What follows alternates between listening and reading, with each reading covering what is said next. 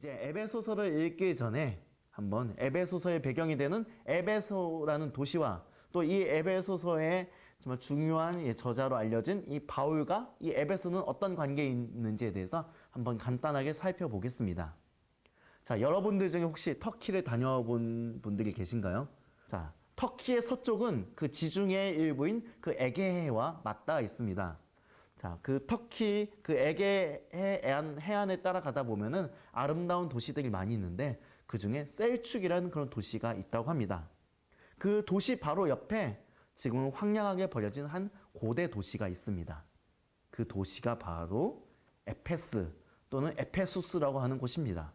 바로 성경에서 말하는 에베소이지요. 자, 지금은 이곳이 정말 그 강물의 퇴적 작용으로 인해서 지형이 많이 변했어요. 옛날엔 그곳이 바닷가였는데 지금은 내륙계에 있는 그런 유적지가 되고 말았습니다. 하지만 2000년 전에, 그러니까 이 신약 시대에는 이곳은 바닷가였고 아주 번창한 항구가 있던 그런 곳이었습니다. 에베소는 그 당시 로마 제국에 있어서 거의 탑5에 들어가는 그런 대도시였다고 합니다. 자, 이 에베소 항은 대단히 유명한 무역항이었습니다. 자, 항구에 가면 뭐가 많죠? 네, 갈매기가 많죠? 네, 어부들도 있겠죠? 그런데 배를 타고 왔다 갔다 하는 상인들, 장사꾼들이 또 많습니다. 상인들이 많다는 것, 장사꾼들이 많다는 것은 그만큼 이 도시에 돈이 많이 흘러다닌다는 것을 우리는 쉽게 생각할 수가 있겠습니다. 경제적으로 매우 발달한 도시이지요. 자, 돈이 많으면 어떻게 되겠습니까? 일단 문화적으로도 매우 발달하게 됩니다. 실제로 지금도 그 에베소의 유적을 가보면 대형 극장과 또 대형 도서관, 또 두란노선이라고 알려진 그런 티라누스 아카데미와 같은 그런 문화시설들이 지금도 많이 남아 있습니다. 자, 문화적으로 아주 발달한 도시였지요. 그런데 돈이 있으면 또 문제가 생기기 마련입니다. 아무래도 향락을 즐기고 또 퇴폐적인 문화를 즐기는 사람들이 많을 수밖에 없는 환경이 조성되기도 했습니다. 에베소는 그래서 도덕적으로 정말 타락하기 쉬운 곳이기도 했습니다. 그런데 그거 아시나요?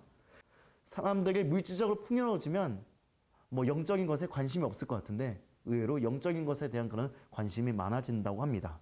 왜냐하면 그 물질적인 풍요로움 속에 그런 쾌락의 즐거움 속에서 마음 한구석에 느껴지는 그 정신적인 고독, 그 심리적인 고독이 강하게 도사리고 있기 때문이지요. 사람들은 그래서 정신적인 고독을 달래고 또 영적인 허전함을 채우기 위해서 이것저것 신비한 것을 많이 찾아 헤맸습니다. 그래서 점성술도 많이 이곳에서 유행을 했고요. 또 여러 가지 신들을 섬기는 그런 종교의식도 많이 행해지고 있습니다. 예, 특별히 이제 그 그리스 로마 신화에 보면 아르테미스라는 그런 여신이 있는 거 아시지요? 이 에베소는 그 아르테미스 여신을 섬기는 아주 거대한 신전이 있었던 그런 곳이었습니다. 이렇게 에베소는 지극히 현실주의적이면서 물질주의적이면서도 한편으로는 영적이고 신비주의적인 그런 분위기가 뒤섞인 그런 묘한 도시였습니다. 이제 그래서였을까요? 에베소는 바울이 선교하면서 가장 공을 많이 들였던 사역지였습니다. 자, 사도행전을 보면은 19장에서부터 20장까지가 이 사도 바울의 에베소 선교 이야기가 나오게 됩니다. 다른 데서는 사실 사도 바울이 오래 머물지 않은 경우가 많았습니다. 짧게는 이제 3주 정도만 있다가 이제 다른 곳으로 가는 경우도 많았고, 길어도 한 1년 반 정도 있다 떠나는 것이 사도 바울의 그런 여행 패턴이었습니다. 그런데 사도 바울은 여기에서 무려 3년 동안 사역을 했습니다. 3년 동안 사역을 했다는 것은 그만큼 사역의 열매도 많았다는 것을 의미하기도 하고 또 해야 할 사역도 많았다는 것을 의미하는 것이기도 합니다. 이곳에서 바울은 많은 사역을 했습니다. 말씀을 가르치는 지성적인 사역도 했고 또 병든 자를 고치고 귀신을 쫓아내는 그런 신비적인 사역도 많이 했습니다. 이 에베소의 그런 독특성을 잘 이해하고 그렇게 접근을 했던 것이죠. 지성적이고 문화적인 접근을 하면서도 또 한편으로는 영적이면서도 신비적인 그런 초월적인 접근도 같이 한 것이지요. 바울의 이러한 모습은 지성과 영성이라는 두 날개가 우리 모두에게 필요하다는 것을 잘 보여줍니다. 자, 그러다 바울은 이제 다른 선교지로 가야겠다는 그런 마음을 먹게 됩니다. 주님의 인도하심 속에서 새로운 선교 여행을 떠나게 됩니다. 그래서 이곳을 떠나게 되었지요. 떠날 때에도 보통 다른 곳에서는 그런 경우가 별로 없는데 정말 따로 장로님들을 불러서 고별 설교를 하고 떠날 정도로 이 에베소에 대한 애정은 매우 깊었습니다. 그 고별 설교의 내용은 사도행전 20장에 나오니까 한번 나중에 시간 되시면 보시면 좋겠습니다.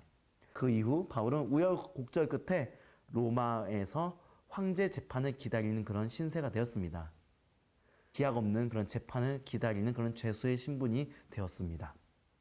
정확하지는 않지만 이때 아마도 바울이 에베소에 있는 그 교인들, 에베소에 있는 성도들을 정말 그리워하면서 그들에게 이 편지를 쓰지 않았나 많은 학자들이 그렇게 추측을 합니다.